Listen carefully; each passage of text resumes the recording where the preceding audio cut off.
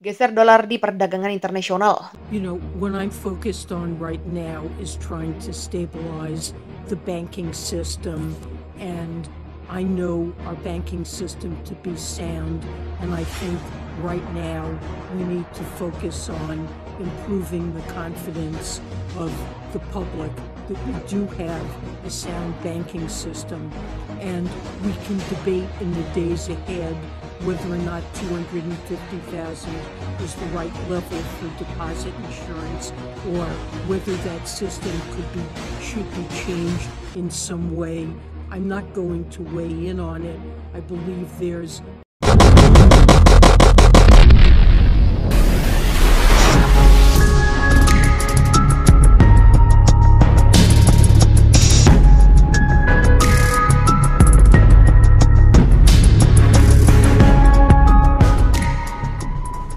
Menteri Keuangan Amerika Serikat Janet Yellen pada Kamis 23 Maret 2023 memperingatkan Rusia dan China akan menghadapi kesulitan yang substansial di tengah upaya kedua negara menciptakan sebuah mata uang alternatif dalam perdagangan internasional selain mata uang USD. Rusia saat ini sedang menarik diri dari sejumlah transaksi yang menggunakan mata uang tidak ramah menyusul meluasnya sanksi-sanksi dari Uni Eropa dan Amerika Serikat. Moskow telah mengubah penggunaan mata uang untuk perdagangan internasional dengan China dan India dari USD menjadi mata uang rubel dan yuan.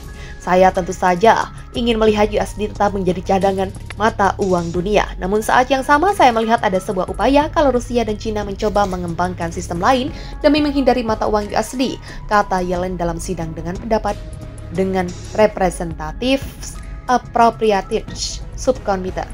Yellen mengklaim akan sangat sulit bagi Moskow dan Beijing mewujudkan tujuan-tujuan mereka. Rusia pada 2014 mulai melakukan dedolarisasi pada sektor perekonomiannya atau persisnya ketika negara-negara barat memberlakukan sanksi-sanksi. Setelah semenanjung Crimea milih melepaskan diri dari Ukraina lewat referendum dan kembali ke Rusia. Proses tersebut telah dipercepat setelah lebih dari USD 300 miliar cadangan devisa Rusia dalam mata uang asing dan aset lainnya dibekukan oleh negara-negara barat pada tahun lalu.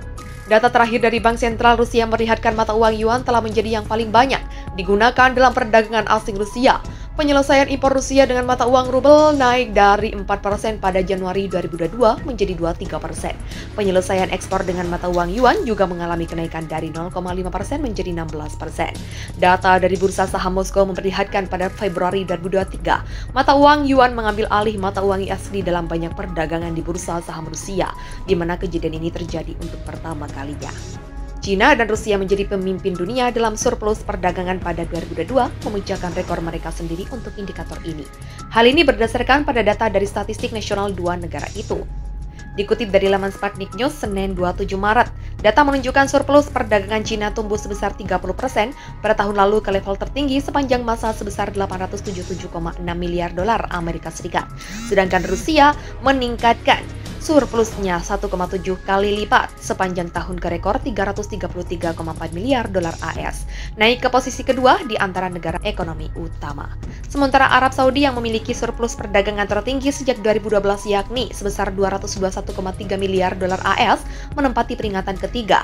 Selanjutnya pemimpin absolut dalam pertumbuhan surplus perdagangan pada tahun 2022 adalah Kanada, di mana indeksnya melonjak 4,8 kali dari 3,65 miliar dolar AS menjadi 17,45 miliar dolar AS. Pada saat yang sama, satu-satunya negara yang berhasil beralih dari defisit perdagangan menjadi surplus pada tahun lalu adalah Nigeria. Akibatnya, 26 ekonomi besar mencatat surplus perdagangan sebesar 2,45 triliun dolar AS pada 2022 dibandingkan dengan 32 negara dengan 2,1 triliun dolar AS setahun sebelumnya. Studi tersebut dilakukan oleh Sputnik berdasarkan data Badan Statistik Nasional dari 60 ekonomi terbesar dunia. Presiden China Xi Jinping melakukan kunjungan pertamanya ke Rusia sejak Moskow menginvasi Ukraina tahun lalu. Dia juga akan melakukan perundingan dengan Presiden Vladimir Putin. Editor BBC tentang Rusia Stephen Rosenberg dan koresponden BBC di China, Stephen MC Donnell menganalisis apa yang setiap pihak ingin peroleh dalam pertemuan itu dan apa yang diketahui tentang hubungan antara kedua negara. Putin mencari pertolongan dari seorang teman. Bayangkan jika Anda adalah Putin, Anda telah memulai sebuah perang yang tidak sesuai dengan rencana. Anda berada di ancaman sanksi dan sekarang pengadilan kriminal internasional telah mengeluarkan surat perintah penangkapan terhadap Anda atas kasus penjahatan perang. Di saat-saat seperti inilah Anda membutuhkan teman.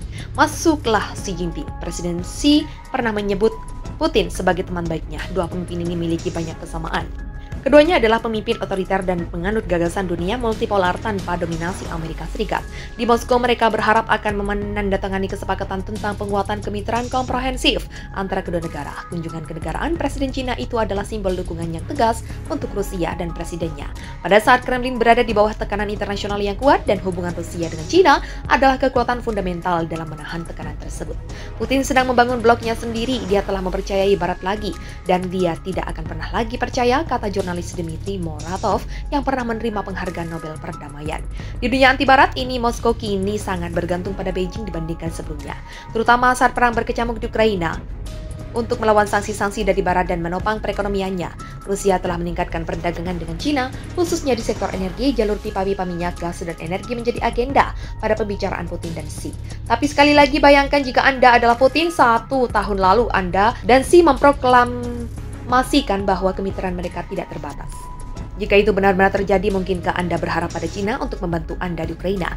Dengan memasok bantuan mematikan dan memfasilitasi kemenangan militer bagi Rusia, Amerika mengklaim bahwa Cina sedang mempertimbangkan untuk melakukan hal itu, walau Beijing menyangkalnya. Seperti yang mereka katakan di Rusia, tidak ada salahnya mengharapkan sesuatu. Walau tidak berarti bahwa hal itu akan terjadi. Jika ada satu hal ditunjukkan tahun lalu adalah bahwa kemitraan tanpa batas memang memiliki batasan. Presiden Cina Xi Jinping melakukan kunjungan pertamanya ke Rusia sejak Moskow menginvasi Ukraina tahun lalu. Dia juga akan melakukan perundingan dengan Presiden Vladimir Putin. Editor BBC tentang Rusia Stefan Rosenberg dan koresponden BBC di Cina, Stephen MC Donnell menganalisis apa yang setiap pihak ingin peroleh dalam pertemuan itu dan apa yang diketahui tentang hubungan antara kedua negara. Putin mencari pertolongan dari seorang teman. Bayangkan jika Anda adalah Putin, Anda telah memulai sebuah perang yang tidak sesuai dengan rencana. Anda berada di ancaman sanksi dan sekarang pengadilan kriminal internasional telah mengeluarkan surat perintah penangkapan terhadap Anda atas kasus penjahatan perang. Di saat-saat seperti inilah Anda membutuhkan teman. Masuklah Xi Jinping. Presiden Xi pernah menyebut Putin sebagai teman baiknya. Dua pemimpin ini memiliki banyak kesamaan. Keduanya adalah pemimpin otoriter dan penganut gagasan dunia multipolar tanpa dominasi Amerika Serikat. Di Moskow, mereka berharap akan menandatangani kesepakatan tentang penguatan kemitraan komprehensif antara kedua negara. Kunjungan kenegaraan Presiden Cina itu adalah simbol dukungan yang tegas untuk Rusia dan presidennya. Pada saat Kremlin berada di bawah tekanan internasional yang kuat dan hubungan Rusia dengan Cina adalah kekuatan fundamental dalam menahan tekanan tersebut. Putin sedang membangun bloknya sendiri, dia telah mempercayai Barat lagi, dan dia tidak akan pernah lagi percaya, kata jurnalis Dmitry Muratov yang pernah menerima penghargaan Nobel Perdamaian. Di dunia anti-Barat ini, Moskow kini sangat bergantung pada Beijing dibandingkan sebelumnya, terutama saat perang berkecamuk di Ukraina.